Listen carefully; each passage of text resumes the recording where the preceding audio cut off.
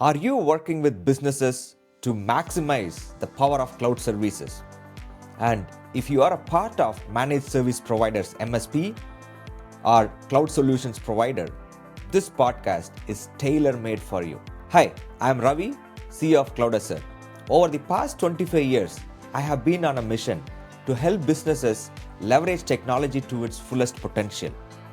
From my time at Microsoft, where I helped build and launch large-scale cloud solutions, to leading CloudAssert, I have seen firsthand what it takes to succeed and what pitfalls to avoid. That is why I created the Winning CSP. We will bring in industry experts, uncover success stories.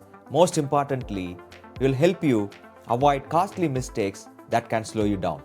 Whether you are starting today or looking to scale your business, this podcast will give you actionable takeaways to accelerate your journey. So, if you are ready to accelerate your growth and win as a CSP, you are in the right place. Welcome to the Winning CSP. In this episode, we will talk to Blake Thompson, Global Solutions Director, Managed Services from Rapid Circle. He helps guiding organizations through change, develop, and realize their potential. He has firsthand crafted strategies for Microsoft CSP business and taking them to multi-million-dollar success. Hi Blake, how's it going? Nice to be here. Lovely. It's going great. Fantastic. So can you share a little bit about your background and why listeners should be watching this podcast?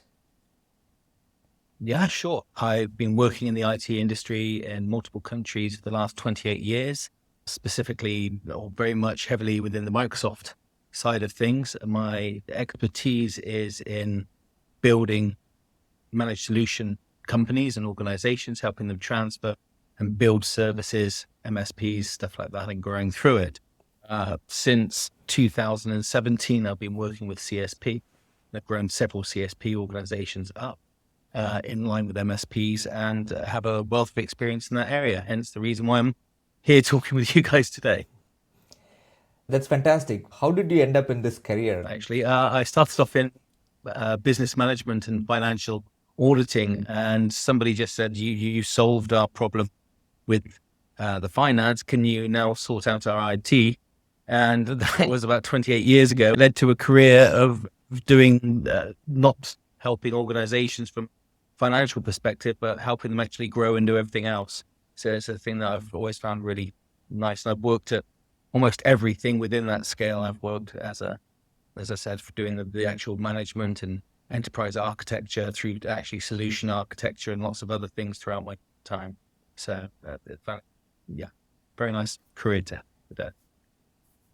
Definitely. And we spoke about this before, and you have helped transform various businesses from the starting to several $million or euros in revenue. What insights you can give us in terms of the CSP, MSP trends? How is it shaping going forward in 2025? Of course, the main thing is that Microsoft started off with a huge number of license programs that they have, how you could get resources and license. And they've been trying to simplify that down. And now all that's really left are the two contenders that would use against each other. One of them is enterprise agreement and the other one is CSP. They're the only ones that you're really going to see out there within a professional sphere. And the move has been from many organizations down towards the CSP level because it doesn't require that commitment. It doesn't require that upfront knowing what your organization is going to be doing over the next several years. You can have the complete flexibility, and using other things within it, your organization is capable of getting the same kind of discount out of it by being cleverer with your stack. What we're seeing within the industry most definitely is a move from Microsoft to try and use partners more for this stack and to push down into that level. It means you're getting an explosion within the CSP market and people attempting to go into it. It's a lucrative business, but it's definitely one in which you can make good money, but not as just a CSP. You've got to do it together with the whole stack, which is what it was designed to do.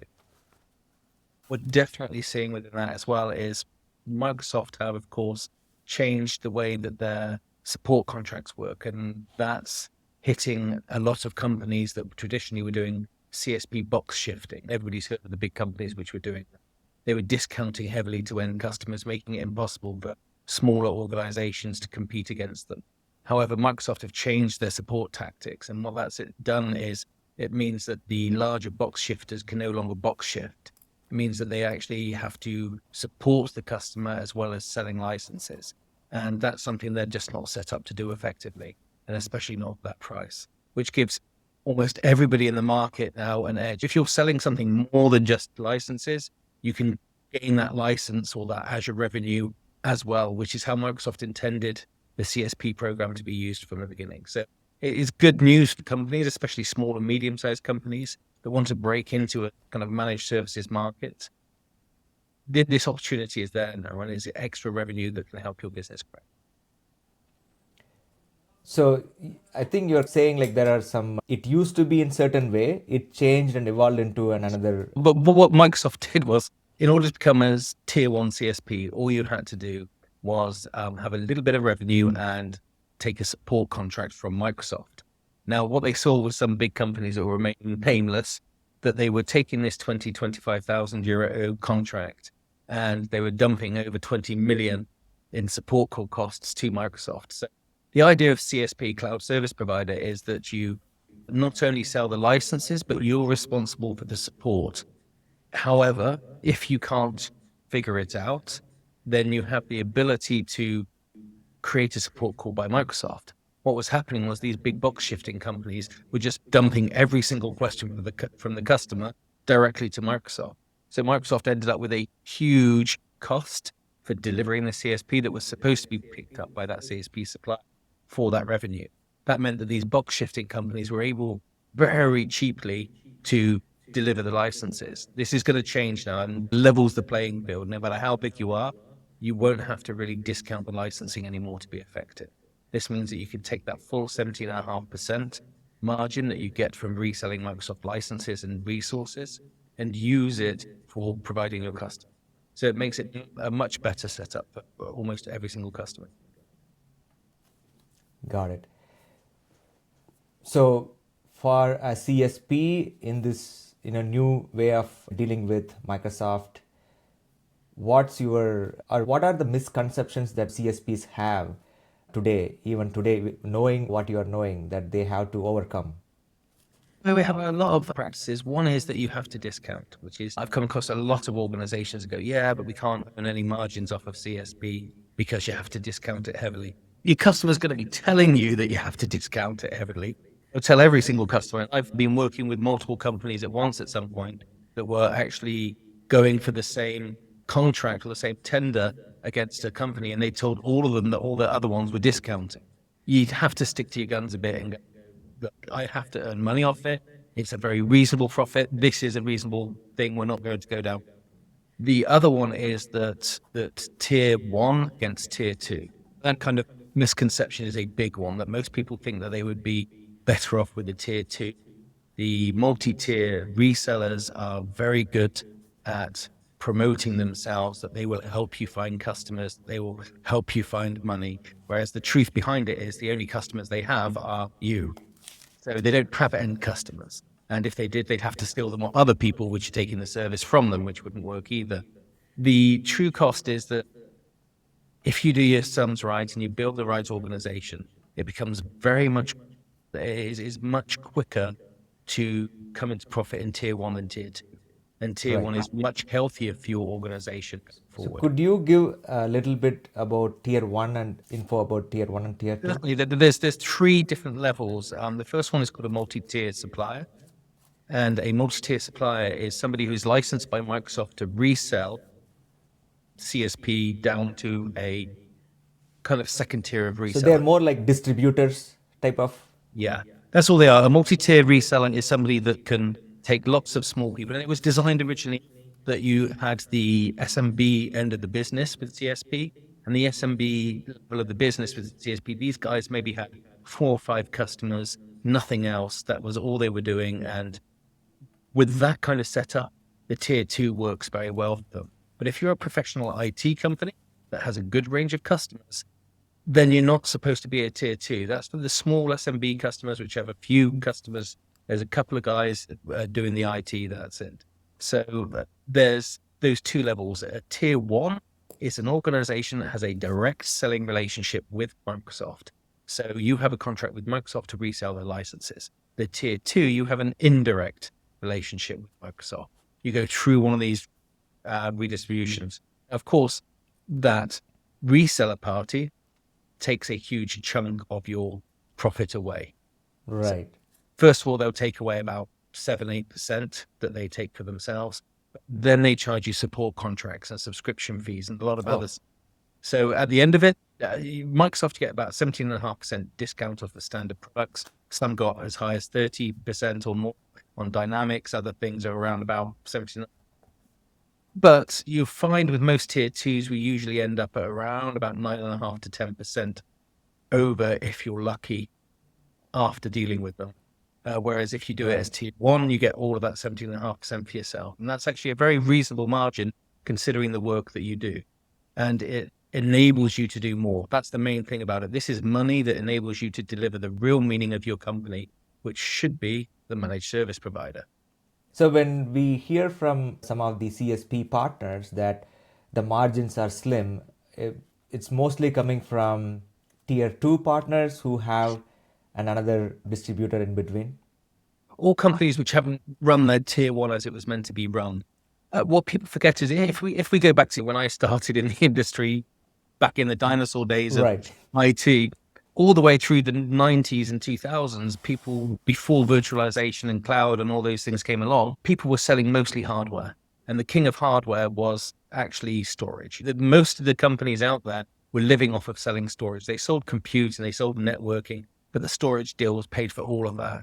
And back in those days, you were getting about 6% margin on selling the storage, but you were selling deals of 4 or 5 million, and 6% of 4 or 5 million was amazing. The funny thing is you can easily get millions of revenue in CSP and you're getting 17.5%, which is a hell of a lot more than what we used to get. We've got used to this idea of selling services and selling ourselves where we can put higher margins in 30, 40, 50%.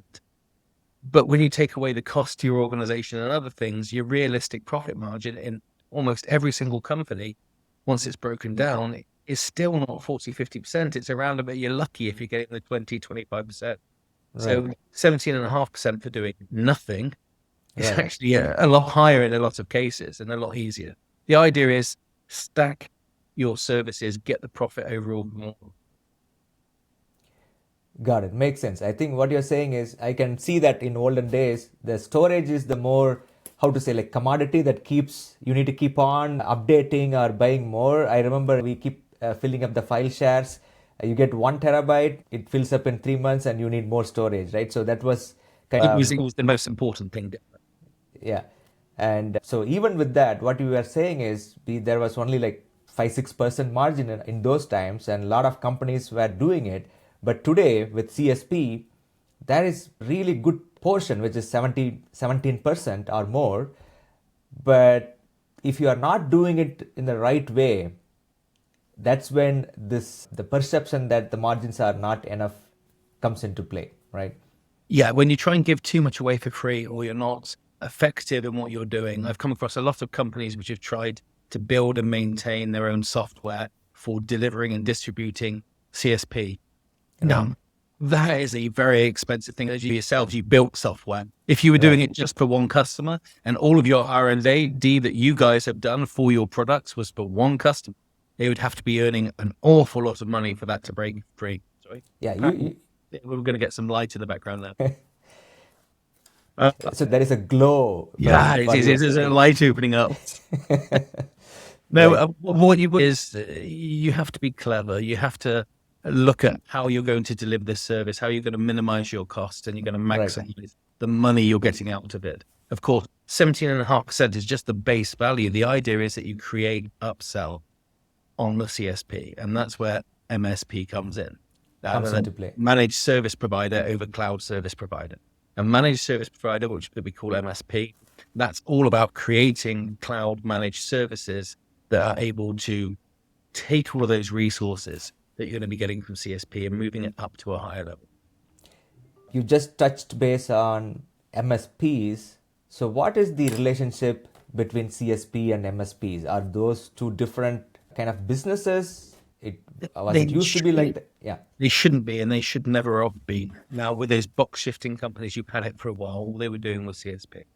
But from the moment that Microsoft released the CSP program, if you look at how they connect in, how it works, it was designed an MSP, a managed service provider, could get the additional revenue and control from delivering the resources as well as delivering the service. It was never supposed to be a separate thing.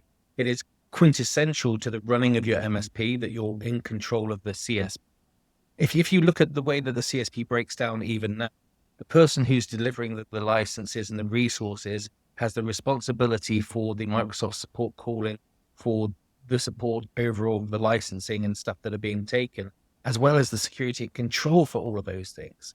If you're not doing those things and you're, say, running a managed service for 365, and you've said to your customer, we are going to be responsible for security, but you're not doing the CSP, you've got a problem now because somebody else is capable of affecting your ability to deliver that security. They also have access to your platform. You're not able to enact zero trust. You're not able to least privilege because that's not under your control. And they've made it a bit better with GDAP and the ability to split out the roles that you get. The responsibilities. Yeah, exactly. But it's not designed for this. GDAP was designed so that your company who's delivering CSP and MSP are now capable of acting in a responsible way yourself going forward by limiting different areas of your organization to have access. Only the people that need to manage SharePoint can manage SharePoint. It wasn't supposed to be so you can have two suppliers, one selling you licenses and one selling you this. You're not going to get a good supplier makeup in that way. So what you're saying is, as a CSP, if you think yourself as just reselling Microsoft software or for that matter any other software, that doesn't cut it. It's like you are essentially providing a managed services already. You might as well have a proper strategy for doing that. Yeah, most definitely. If you're an MSP already, you should be looking at CSP because it is so important to your revenue. If you're trying to start from scratch, then start by thinking not how do I sell Microsoft products, because that's not cut it on its own. It doesn't mark you up in the world as anything original. Every single one of these companies are selling the same Microsoft resources. It's not about what you're selling, it's about how you do it that will make you better, make you stand out and unique. Yeah, that's a very good point. If everybody is selling the same thing, how do you differentiate in this market? Yeah, by being better, by doing something unique, by picking a niche market. There's 100 different ways that you can create an organization that will flourish within these conditions. The main thing is being smarter and better than everybody else, of course. Having better sales, having better things. But what there isn't anymore is that whole lock-in. It does not exist anymore. So if you're going to work within this cloud managed service world, then you need to deliver something which makes your customer want to stay with you rather than have to stay with you. If you look at the bad suppliers out there, then you've got the CSP suppliers, which will roll out tenants, but say that they're tenant. And if you want to go away from us, then you're going to have to go through a big migration. That's trying to lock the customers back in. Now, actually, according to Microsoft licensing, that's not even allowed. Tenant is owned by the end customer. The whole idea of CSP, of the tenant structure for Microsoft, was to enforce the idea that there is no such thing as a migration. If you want to migrate, you migrate the partner. You don't migrate your platform. You as a customer should not be affected by changing partners. And that's what they wanted to create. That's also one of the key ideas of cloud business strategies. So basically, the relationship between the customer is static or permanent with the Microsoft. You as a partner is a transient entity. So as long as you provide value, you are in the picture, or else you can be easily replaced. So in that type of kind of a dynamic environment, it becomes more and more important to find out what is that unique value that you bring that your competitors cannot do, right? Yeah. So maybe you are catering to edtech universities, maybe you are catering to a fintech or healthcare, maybe go build your expertise in a vertical, or maybe you go horizontal. What's your thought on that? It depends entirely on where you're from and what you're doing and where things Your work. How background. big is the industry around you? I think it helps to specialize into a particular segment of the market, become well known in that segment. However, also know that within some countries, they are, even within a small country, I'm in the Netherlands, and even within the Netherlands, it's a rather small country compared to others. But if you're a company that's located in the north, good luck trying to get a contract in the south, even though it's only about an hour and a half away. That they like Really? local Okay. people. So although you could say, I'm the best at healthcare and I'm going to get people at healthcare in the north, they're probably not going to employ you. So you have to look at how your market works, how the kind of psychological build up of the people around you. There's so much to take into account when you're designing or building a company.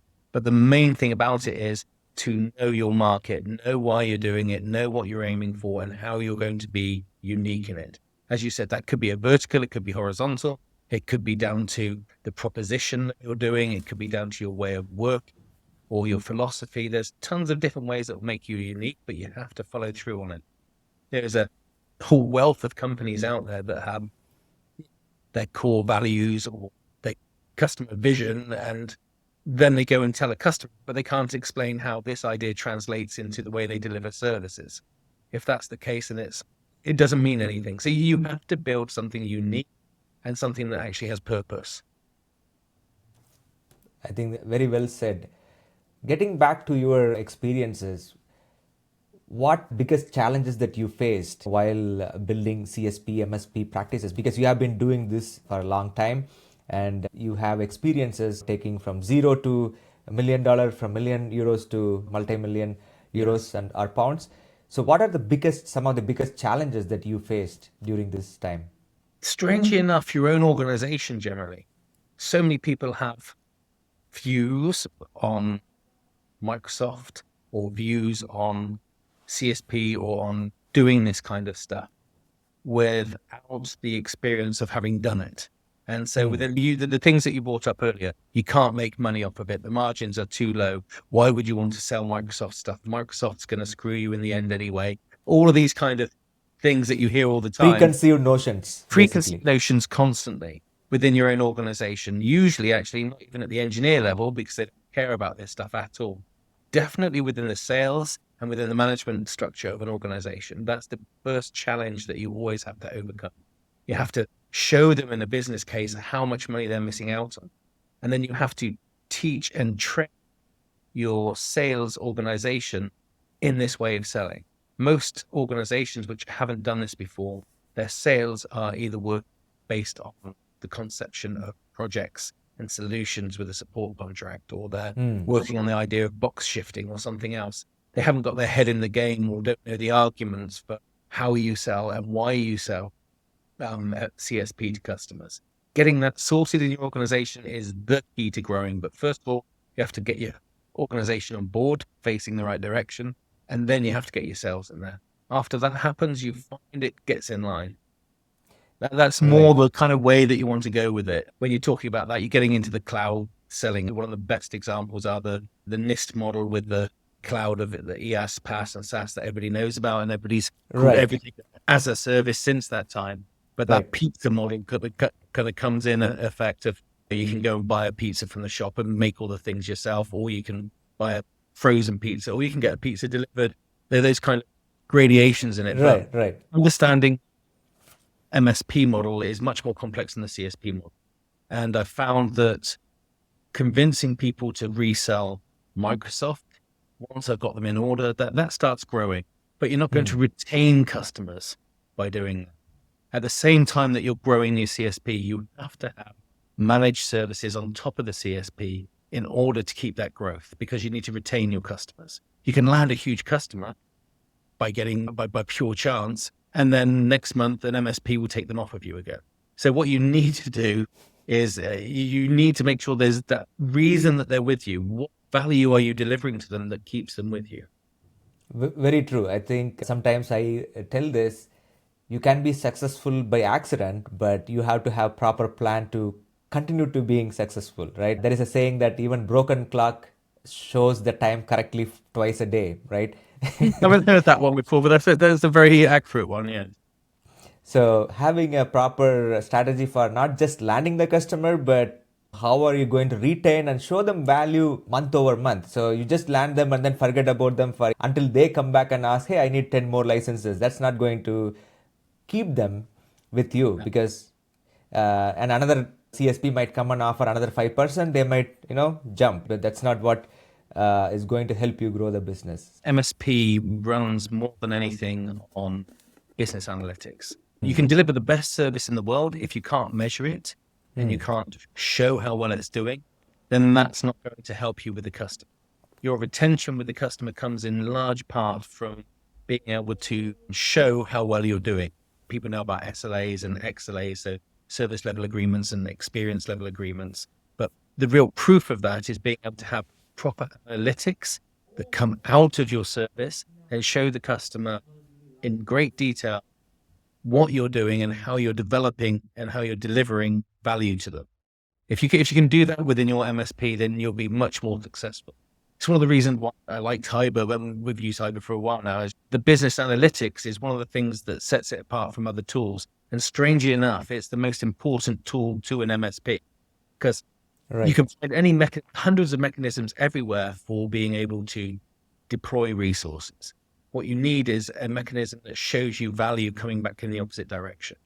How are we doing with our services? What are we doing with our services? All of that kind of stuff is very important. Yeah, looking at the metrics in real time and able to derive valuable insights, whether which customer segments are experiencing good growth, or where do you want to invest your time, or who's demanding more of your time, all those things. Exactly. And next to that as well, of course, there's the analogy from also going back to my dinosaur days before virtualization came along. You need to make it easier in an MSP for the customer to take your services. What we had was way back, we started with this thing that we used to call hosting. And we were doing hosting providing. And that was long before cloud came along. We'd build these platforms and we delivered desktops. We deliver compute services. It was basically what you nowadays call a public cloud, but without all fancy bells and whistles. And in the beginning, it worked by people, they'd have to order a physical server and we'd install a physical server for them. That happened also on site. And then one day, some smart guy thought up virtualization, and all of a sudden the entire world changed. And when you were installing what's now called private clouds, but was then just installing virtualization by the customer, the whole world changed. Rather than every single time they wanted to order something and having to go through their own purchasing department to get that resource, what happened was all of a sudden, I want a new virtual machine. I just roll one out. I want a new virtual machine. I just roll one. And they saw this massive explosion in sprawl. And the funny thing was, purchasing desperately tried to keep up by allowing them to buy the service to keep this going, because they needed it and it was the new technology. Cloud is that on steroids. Cloud enables you to order whatever you want, whenever you want it, however you want it. Your service, your MSP needs to be that. So you have to make it easier. Even from a CSP perspective, if your CSP business case is, I'm going to install and order every single license for every single customer that I have, that's not going to make you rich. If you give the customer a way to order stuff themselves, whenever they want it, however they want it, and offer value on top of that automatically, that's going to change the way everything works. That's going to make it 10 times better for you. You're going to make it easy for people to take to give you money, basically. So instead of you following the old school model of get a ticket for 10 more license and then you go and crank up the system and then put the order in and then deliver the license, that's not going to make you efficient or get the customer purchase more often or when they need. I'm with you, because that's the reason we built Cyber Marketplace, to provide that type of an independence as well as a self-service mechanism. And when you think of it, when you start down that road, there's no end to what you can do. You and I have brainstormed before funny ideas, like the idea of merch stores for customers on these kind of platforms, where you can give your customer the ability to get hold of your own internal merch. Everybody likes something free, and that gives you free publicity outside. There's no end to there's tons of different ways that you can think up new ways of delivering an MSP or adding value onto the MSP that you're already delivering. There really is no end to those kind of things. But that's the most important part of running an MSP. It's constantly looking for that upsell, on top of what I'm already delivering. Makes sense. I think having your own branded marketplace gives you that ability to kind of bundle things together or sell your additional value added services like training or whatnot in from the same single pane of glass experience. That's one of the ways I think you and me we talked about having this place where the customer comes and they're able to not just discover Microsoft services and products, but they are able to discover what you bring uniquely to this ecosystem. Yeah, you want customers to see your complete portfolio out of the box. As soon as they custom as an MSP, you want them to see a massive portfolio. And especially if you're doing stuff on multi-cloud or you're doing stuff even wider than Microsoft, there's no reason why you'd have to stop with just reselling Microsoft. If you're doing Right. multi-cloud solutions, you want to sell all of those multi-cloud solutions as well. Expand bigger and further than that. And all the clouds have their own reseller programs. So it's possible to do that. But the main takeaway is to concentrate. The resources will come naturally Right. if you grow your MSP, because that's where your customers are coming to you for. The main thing to focus on then is, how do I grow an MSP if I want to grow a CSP? So as long as you've made the decision to do those first two things, CSP and MSP, now you concentrate on growing my MSP and my CSP revenue will come along with it. Will automatically grow with your MSP portfolio because you now have a diverse MSP ecosystem where whether it is Microsoft or Google or AWS, you have experts who can help the customer. Yeah. If you're selling managed 365 services, say, and so you will install, configure, patch, update, maintain everything else to do with Office 365, then you ensure as part of that you're selling the 365 licenses. Get mid-range customer of 2,000 licenses a month, 30 euros a month. That kicks up really quickly. But you're also maybe charging, I don't know, 15, 20 euros per month for doing that fully management of all their managed services. Right. Your revenue grows on both sides, but the customer's not coming to you just to buy licenses off you. They're coming Right. to you to get you to manage their stack. And that's the business that you grow. It just so happens that you have that extra bit from the CSP in your pocket. Got it. That makes sense. I think continuing our conversation about, we talked about the biggest challenges that you had in your career. What are the things that you wish that you had known earlier in your career? To pay much more attention to networking would have been one of those things, I think.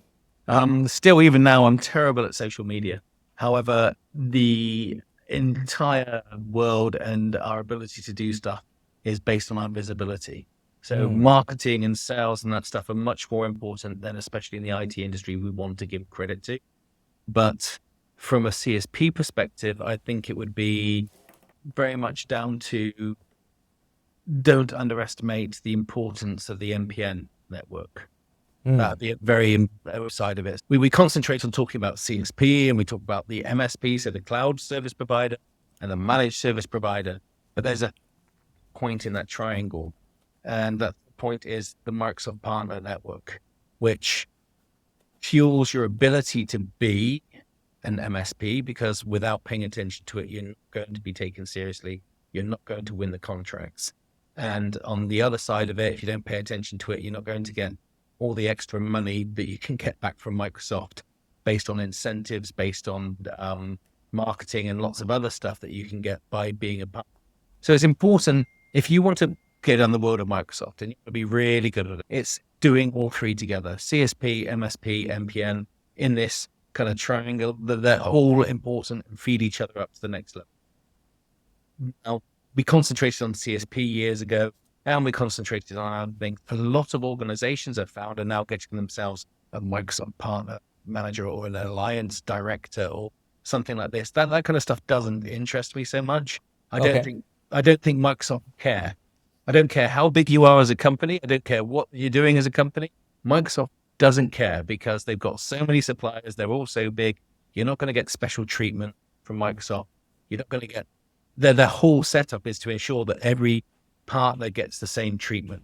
The only way you get better treatment from Microsoft is by getting those advanced specializations, by getting the partner solution status, by going for the training, by pushing your CSP revenue up. These are the things that make you important to Microsoft. It means that they want to trade with you. So if you want to get sales referral from Microsoft, or you want Microsoft to pay attention to you, then the only way to do that, as I said, is certification, advanced specializations, solution provider position, and of course, working with them on getting your revenue up. And of course, as all of that comes together in the Jumpstart program. So by ensuring that you're part of a Jumpstart program for whatever it is that Microsoft is interested in this year or this month, or we've always said that Microsoft seems to be like a kid with ADHD, is his concentration's going everywhere. 1 month they're saying security is the most important thing, and then they've got some new buzz. At the moment, it's artificial intelligence, it's Copilot. Got to be involved in that. Yeah, it's very important. Goodness knows what next year is going to be, quantum computing or something else. They constantly change their ideas, but those Jumpstart programs and being in that race with them is what gets you traction. And being an MSP means paying attention to what's going on in Microsoft's brain and what kind of stuff they're doing. I think that's fantastic input, because this is something when we build the business, we put this in the back burner, or this is a side thing that goes. Like you said, when we get to talk to Microsoft regional director, or then we are like, hey, we are already in partnership with Microsoft. But the real partnership or the real benefit starts when you go through these programs, and yes, that's how you get their attention. Then they look up at you and they'll see you. And of course, Microsoft is one of the only companies that can help you build your business, because they have a lot of direct contact with larger customers. They have a lot of direct contact with other customers and people which contact Microsoft looking for partners. Now they've got their partner network. You have to shine on that partner network to stand out, which means you have to be on the Jumpstart program. So some customers heard a buzz about Copilot. Who are they going to tell you to partner with? They're going to tell you to partner with the people which have the Copilot advanced specializations, which have the on their Jumpstart program, which has shown interest in Microsoft and their abilities. And they're the ones which will land in an area. It's another way to grow your MSP. If you're the first to do something, so say you were the first in your country to have done a successful, I'm not about just the consultancies that they tried to do in the Jumpstart program, but you were the first one to come up with some use for Copilot. If you were the one that said, hey, we've done this with Copilot, we've set up a new LLM and it does this and it's amazing, then you'd land by Microsoft. They'd use you as a business case. Your company would be seen everywhere. And other people. Then you become the go-to partner from Microsoft. I have seen that happening. Yeah. But that's how you grow your MSP from Microsoft perspective.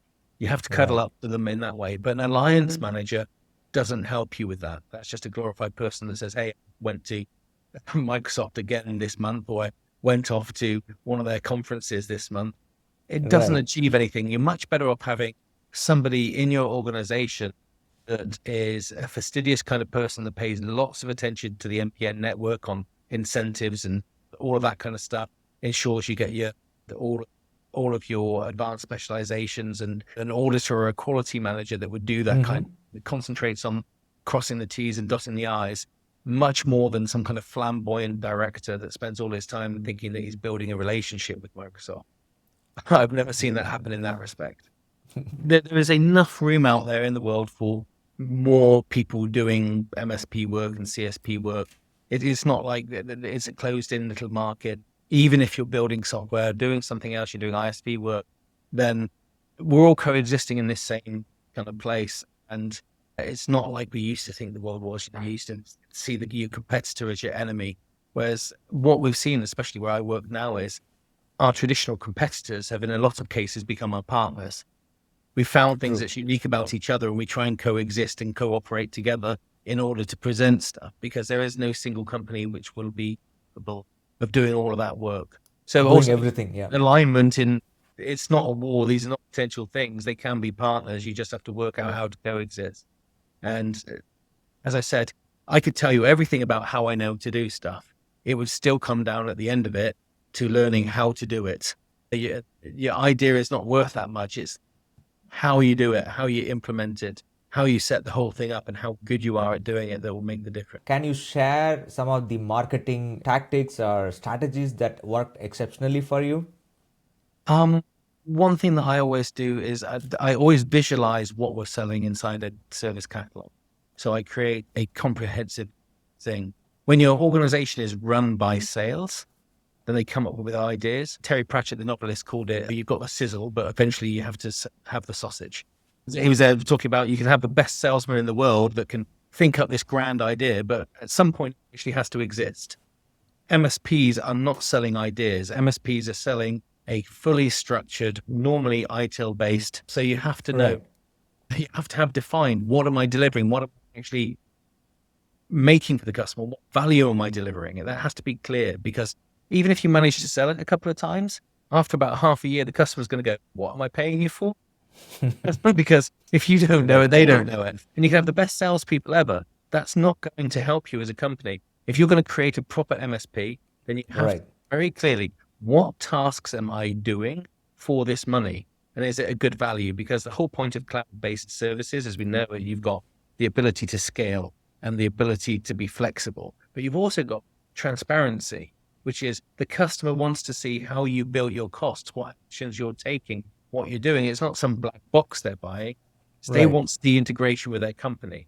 So I always start with the service catalog, which explains what I'm doing, how I'm doing it, what things we're using to do it, and shows the value that we're delivering from a service catalog, which explains what you're doing, how you're doing it, why you're doing it, what sets it apart, what method you're using for selling it, describes everything about how you're meeting that customer's goal. It even describes. So do you have an idea of, do you group the service catalogs into, how do you build your service catalog? Yeah, that's part of the thing, isn't it? Cloud managed services are supposed to be dynamic and flexible. They're supposed to be pay as you go, which means the well-known thing of SKUs, same as Microsoft use, you define a number of measurable billing points that your service is going to use. And that's where, of course, billing software comes in and is very important as well, because you're going to have to gain that information and display that information.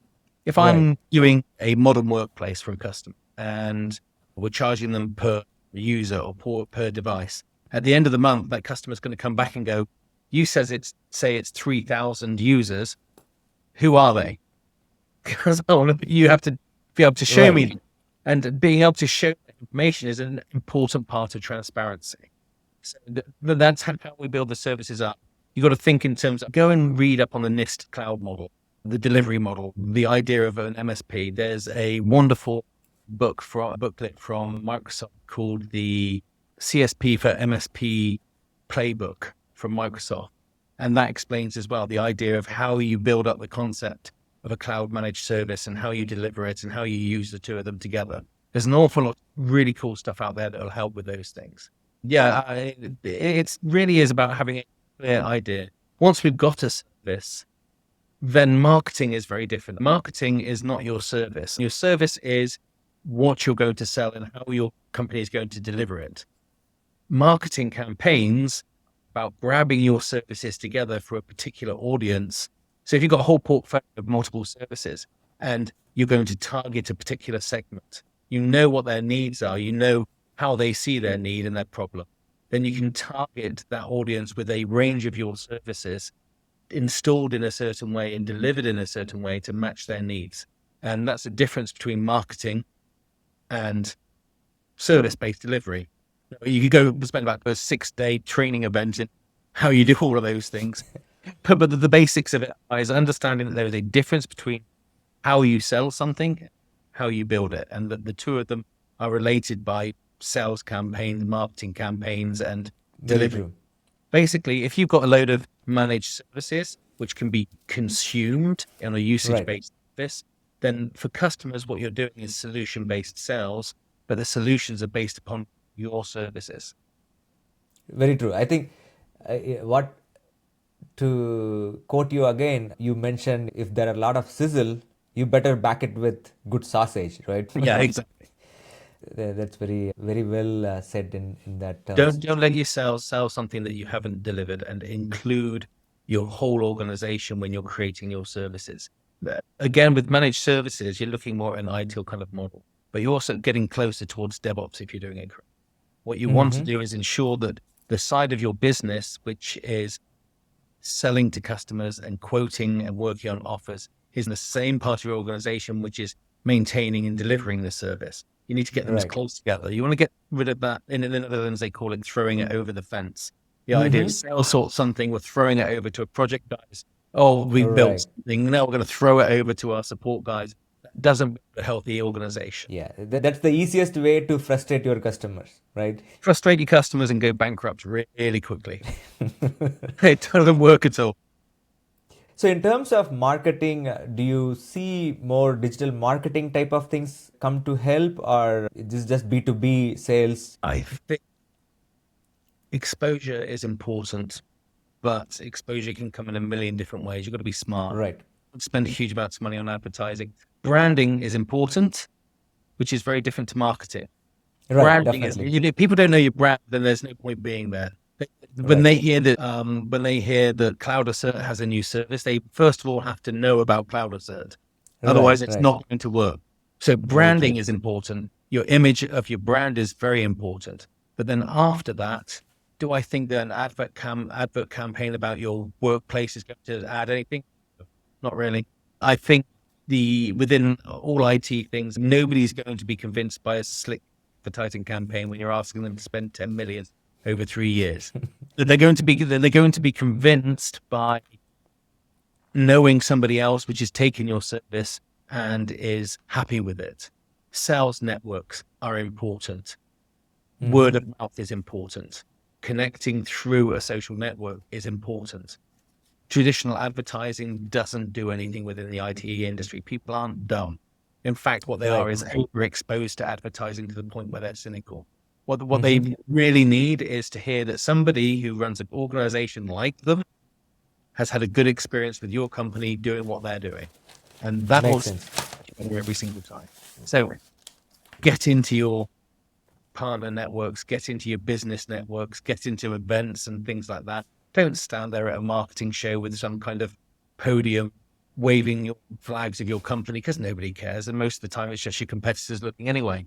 Go to Right. other things where you as a business leader can talk to other business leaders, but make sure that your brand's out there more than your individual services. That will come through word of mouth.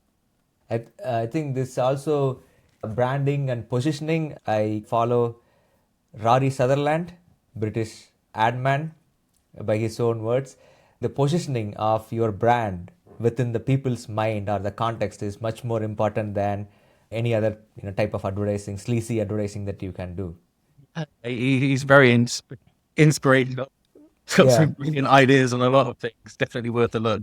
Yeah. But I'm with you on that. If you've got an organization, you have to get your brand out there, and your brand has to stand for something, even if it doesn't. What he says all the time, he takes the most vacuous companies, which are nothing but a marketing tool. However, they've been majorly successful because of how they've marketed their brand. Mm. And they're not marketing what they do, they're marketing their brand, and the brand is important. Right. Agree with you in that. Spending time and money making sure that people know what that logo means is very important. Yeah, But and then follow it up with really delivering that value, right? Because, like you said, what Rory says, marketing may just work for consumers, but when it comes to IT, people can know your stuff very soon, very fast, and they can change you like this at any time. So most definitely, that's true. fantastic. So I think getting back to a little bit on the personal side of things, right? So what keeps you motivated? I don't know. My expertise is in working with tough times. It's what I find challenging and what I find nice. And of course, the greatest thing about tough times is winning and getting out of them. For organizations to keep motivated, especially when they're in tough time, is about celebrating every single win that you have. And that's about communicating and evangelizing that within your company, keeping your company stoked on what you're doing. I don't have a problem so much motivating myself, but of course, I find it important to motivate a The lot of people. team. So I'm not Yeah. so easily motivated. And Right, in right. order to do that, Because as a business leader, you are, how to say, it is in you that you are self motivated, ambitious, you look yeah, for winning. But how do you spread that to the rest of the organization that you are leading? Go by ahead. not Yeah. treating people like idiots, not thinking that, oh, they understand it anyway, but being open with them, finding the people that want to work with you, the early adopters, also making sure that you keep the people who are trying to stop anything happening away from the people that are trying to grow. Make sure that the feel of the company stays positive. It's a very important thing with it. And that comes down to communication and evangelization of what you're doing. You can be best operational director or manager in the world. You might know exactly what you're doing financially. You might have everything in order. If you can't express that to your company and you stand there at the thing going, we're up 5% on our GDP on this and our costs have gone down, to get the people involved. You need to get out there and get them excited. You need to understand what motivates them and bring that into it. Most people just want to be able to get the chance to grow and to enjoy their work and do these things. So that's how we do it, is keeping the people. You build a structure into it of the actual people running the company constantly every month, doing like a lunch stand-up session, explaining to the people how far we've got, where our plans are going, inviting feed. Next to that, you've got the weekly sessions with the individual teams doing the same thing. Just keep the communication rolling, and the people see there's some kind of feedback and communication. Same as with your customers, just keep communicating. I think the word that you used, evangelizing, rather than just communication, right? Because communicating, everybody talks about it. But when you put it in such a term like evangelize, right? So you have to become evangelizing person within your organization. Then it puts you in a different shoe. That you are not. It's not about communicating once in a yearly email to your customers. It's about a constant messaging to everybody involved. People are not excited and are not going to change their way of thinking based upon a logical argument. I don't think that's ever worked. If it did, people would be easier swayed. Most people are swayed more by their emotional arguments. Even if you've got the logic to back it up afterwards, you have to be part Barnum, big showman. You have to be out there showing the world in order to be good at what you're doing. It is not enough that you're amazing at what you do. You have to be able to present in that. You have to be able to convince people that this is the right thing to do. Very true, very true. Why comes before what? And I think you can extrapolate that and take it to your organization or team building. Why are we doing? Why am I running this CSP business? Is it just to make a 5%, 10% margin, or am I doing this for certain customers? So I'm going to make their life easier. So that why, putting that why before comes in all these places, and it's more important for your organization to rally behind that why before you even think about what are we going to do. Yeah, I personally believe that you get an organization that matches you. Right. If you're a good kind of person that's paying attention to the happiness of people within your organization, if you're trying to build that sphere within it, you'll get those kind of people attaching to your company, feeling they're part of it and growing. If you're not doing that, then you're going to get the other kind of people. So it is important to pay a lot of attention to that organization, but then we can go down, as I said, an entire session just on building organization structures and those things. Yeah, you have been very good at that, Blake. Yes, so. That's my specialty, is going down that road. But as I said, with the CSP as well, that's no within those things. Let's talk about what is the one thing, the single most important takeaway for the listeners listening to this podcast. For the CSP business, MSP business, what is the SMIT, single most important takeaway? Yeah, that's a hard one. As I said, for me, it's paying attention to all three of those things, the CSP, MSP, and MPN, building an intentional organization that's meant to exploit these things. Paying attention to all those three things together. If I want to do CSP, I've got to pay attention to MSP, and I've got to pay attention to the MPN, which feeds the CSP, which goes round and round. That's the only way you're successful. But it is learn about what you want to do, ensure that you're the best at what you're trying to do, and build a company based on what you know is so important. So if you're going to become a managed service provider, but you think you can just do a lot of sales sizzle, as we'll call it, rather than using some other words, it's not going to work because the customer wants something that's substantial. So build real value into what you're doing and you will accumulate worth. Fantastic. Thanks a lot. Building an intentional organization that focuses on CSP, MSP, and MPN, that trio of things for success is an important takeaway. Thanks a lot, Blake Thompson, for taking time among your busy schedule. I know you have been running around. Anytime, Rafi. We'll do it again sometime. Yep, definitely.